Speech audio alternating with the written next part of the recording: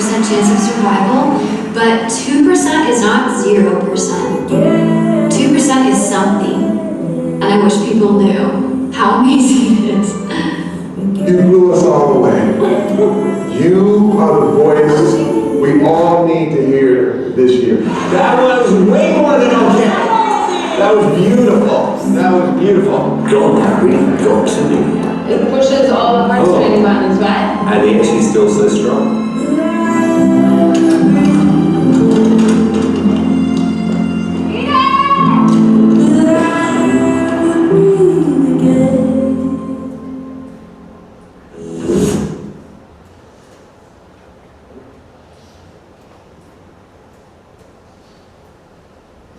She was one of the finalists, and she was too sick to go, so they had her on that giant screen up the stage.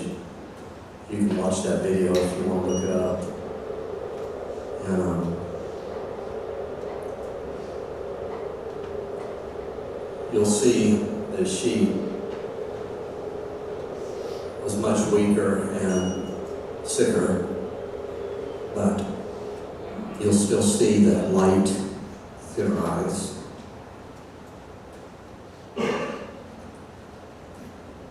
I just haven't seen a person, don't be offended or anything by this, including myself. I've not seen a person for a long time that has affected me like this girl, even though I never got to meet her. I'm going to meet her in heaven.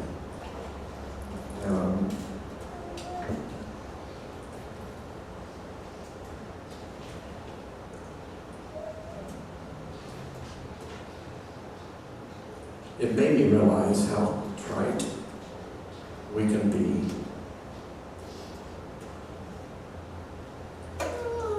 And it made me realize that I know very little about standing up for Jesus when things are hard. Oh, I've thought that I know things and that I've been through things. I was told I had a 2% chance of survival, and as sick as she was, can't imagine going to California auditioning in front of those people, Simon Cowell especially. But what's interesting is, I don't know which of the judges are believers or not, but I know this one has affected him particularly, I read. He stayed in touch with her. Had more than one conversation with her after that. I don't get a lot of things, you know. To me, she has the voice of an angel. You want to use that worn out phrase. We could use a lot of her, but God chose a different path. She talked about the wilderness, the Israelites. And I want to read to you one scripture today. I had 2 or 3 in mind, but I just decided to. This one's all we needed to hear. It's from Exodus chapter 13. It says, while the Israelites are out in the wilderness, by day the Lord went ahead of them in a pillar of cloud, or in other words, smoke cloud, to guide them on their way, and by night a pillar of fire burning up above their camps to give them light, so that they could travel by day or night. Neither the pillar of cloud by day nor the pillar of fire by night. Its place in front of them for the people. You need to know that if you are in Jesus Christ, if you have accepted Him and you have made Him Lord of your life, metaphorically, figuratively, there is a pillar of cloud above you during the day and fire above you during the night, your God will go ahead of you. No matter how deep the valleys get or how high the mountains get. I wish we could all learn this girl's secret. All I can think of is Jesus when I listen to her and I look at her. Because the eyes tell you a story. And yeah, she's had her times, anybody would, of lashing out at God. But she found him on the bathroom floor, where she spent a good part of her last few months of her life. I thought about our church. It's been discouraging to see so many people, not join us in worship. And it's discouraging to see that we have so few that are willing maybe to teach our kids, and I'm not browbeating you, I'm just expressing the truth. But this is just part of a journey for us. I thought back about the history of this little church here.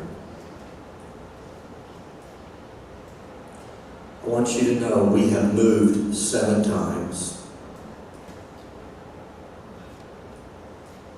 And a lot of people have seen every one of those moves as nothing more than we're just going to be going somewhere else to worship God. Some people have struggled with it. We started on 4th Avenue in the youth center that I used to run. We met there for 8 weeks, and then Hurricane Charlie leveled it. So we moved to the Main Street Park, and we met out there in the sun with helicopters flying over and chaos everywhere. We met there for 4 weeks, I believe. And then Barry Taylor offered us his building over on Orange Avenue. So we went there. That's 1, 2, 3 places. We finally rented this building, eventually bought it. That's 4 places.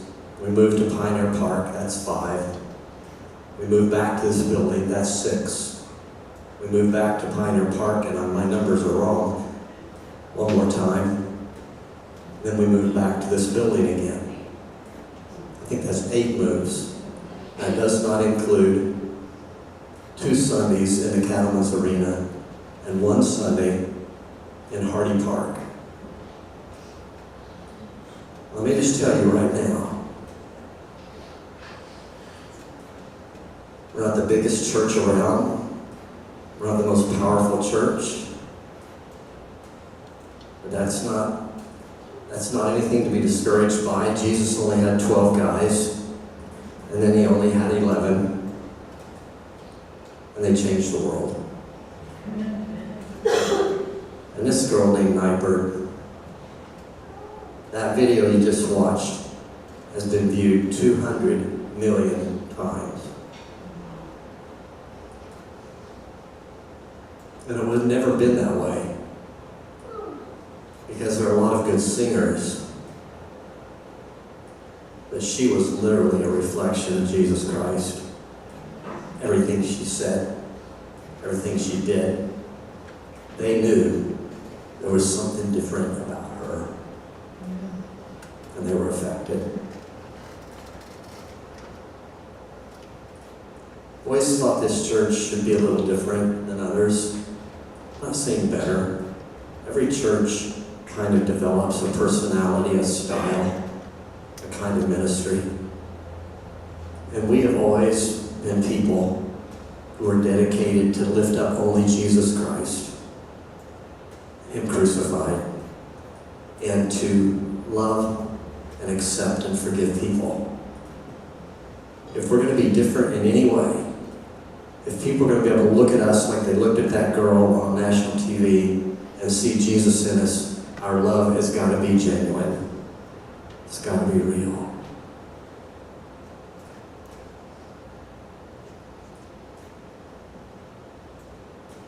I know a lot of you, when you look back, feel frustration over the last 2.5 years.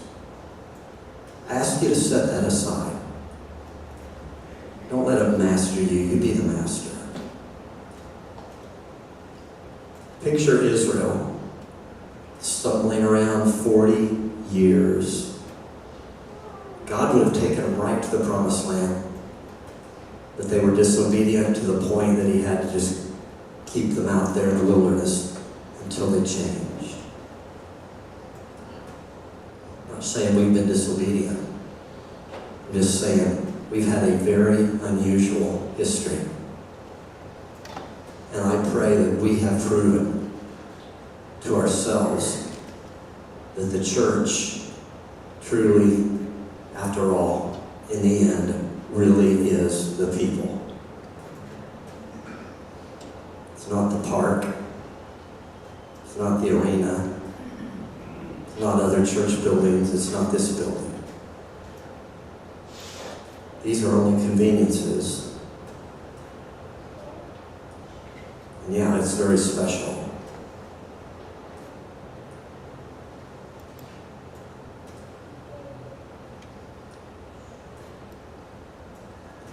I'm not going to beat a dead horse, but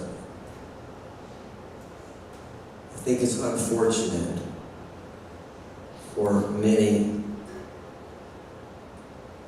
who said, I can't go to church with you guys, or whatever effect. When you start church back again, then I'll be there. I understand that. I'm not standing in judgment. But this church never stopped. We never missed a Sunday, one way or another. I guess you could say church online was yet another location, so now we're up to about 12. I feel like that would probably dismember lots of churches. Because so many are so tied to a building. Not this one particularly, but any building. It's all okay. Just like she's saying. It's all right. God didn't do all this to take us through a wilderness. We just found ourselves in one. But we continue to be led by his fire and his smoke, by his wind. He went before us, over us, in us, among us. And he's taken us.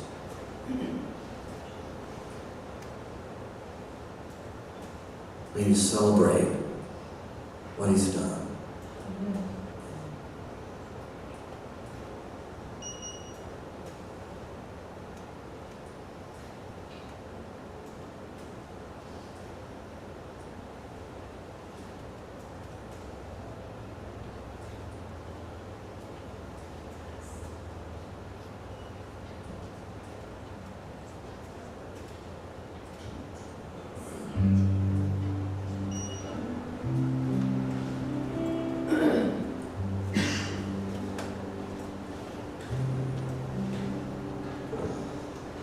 We sing this song a lot now.